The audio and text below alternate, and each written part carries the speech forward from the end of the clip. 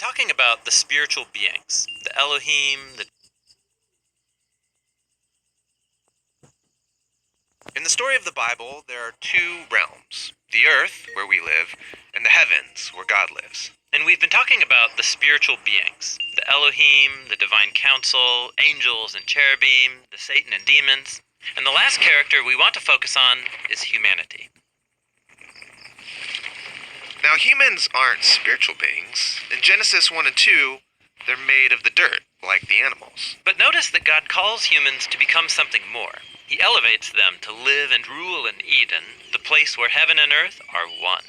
And they're invited to eat from the tree of life. Yeah, what does that mean, to eat of the tree of life? Well, it's an image of receiving God's own eternal life into yourself. It's about a whole new kind of existence. So wait, physical beings living forever. How could that even work? Well, somehow, sharing in God's life transforms our bodies so that we can inhabit heaven and earth at the same time. And it also transforms our imaginations so that we learn how to rule the world like God in the power of love. This is an amazing calling, but humanity is quickly deceived by a spiritual rebel. Yes, he lies to the humans, saying that they can rule and get eternal life on their own terms. And God exiles all of them from the garden. They're cut off from the source of true life.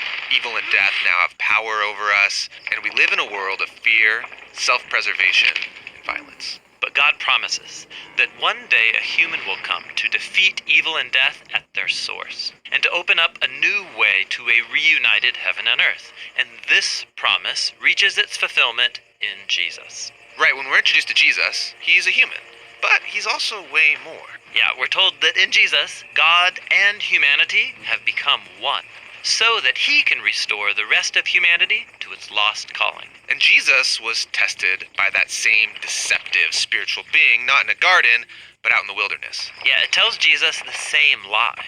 You could rule the whole world right now if you come under my authority and do things my way. But Jesus knew that that lie leads to death, so he rejected it and was victorious over the spiritual power of evil. And so then Jesus started announcing that God's heavenly rule was arriving here on earth through him. And so he went around confronting the power of death in his healings and his exorcisms. Jesus was opening the way back to eternal life, to rule with God and become new humans. Yes, he also confronted our imaginations by teaching how corrupt spiritual powers enslave whole communities with their lies. Lies like, my tribe is superior to your tribe. But Jesus said every human is an image of God. Or the lie that power comes through force. While Jesus taught that real power requires sacrifice and generosity. Or the lie that peace comes through violence. While he said that true peace comes through self-giving love. This is a new kind of humanity. Yeah, a humanity transformed by God's life and his love. And Jesus didn't just talk about these ideals, he lived them out. Yeah, exactly. He brought God's heavenly kingdom to Jerusalem to confront the powers. In fact, that's what got him arrested. Well, so maybe the way of Jesus can't win over evil. But from Jesus' point of view, his coming death was actually a battle. A battle? Yeah, not against humans, but against the real enemy, the spiritual powers that enslave us through their lies. Jesus gave his life and let evil do its worst. But God's love has the power to create life, even out of death. That's what happened when Jesus rose from the dead. And the risen Jesus is human, but a new kind of human. Yeah, when Jesus' followers met him alive from the dead, he had a transformed body that could live in heaven and earth at the same time. He's like a new category of human, one that can live and rule with God forever. Jesus is the new humanity that we're called to become. Right. He said that all authority in heaven and earth belongs to him. And then he sent out his followers to announce that his eternal life is available to us now, in the present.